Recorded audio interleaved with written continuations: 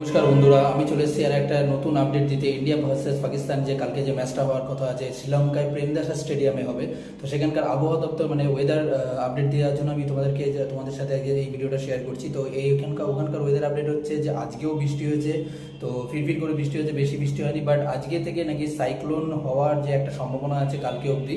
তো ওখানকার আবহাওয়া দপ্তর থেকে বলা হয়েছে এবং ওখানকার লোকাল লোকগুলোকে বলা হয়েছে যেন তারা যেন বাড়ি থেকে না বেরোয়।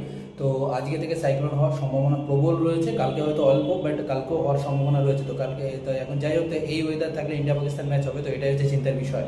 তো আমরা সবাই চাই যে ইন্ডিয়া পাকিস্তান ম্যাচটা হোক, আমরা সবাই এই ম্যাচটা উপভোগ করতে চাই, সবাই এনজয় করতে চাই। তো এখন যা ওয়েদার যা সমস্যা, মানে আজকেও সারা অনেকটা বৃষ্টি হয়েছে শ্রীলঙ্কাতে। তো এখন দেখা যাক কালকে কি হয়। আর এরকম নতুন নতুন যদি আপডেট পেতে চাও, আর আমার এই চ্যানেলে আরও সারা ওয়ার্ল্ডে যত ক্রিকেটের ব্যাপারে যত নিউজ আছে আমি তোমাদেরকে এই চ্যানেলেই দেবো। তো প্লিজ প্লিজ আমার এই চ্যানেলটাকে সাবস্ক্রাইব করো, তাহলে তোমরা আরও আরও অনেক অনেক নতুন নতুন আপডেট পাবে। তো প্লিজ আমার এই চ্যানেলটাকে সাবস্ক্রাইব করো।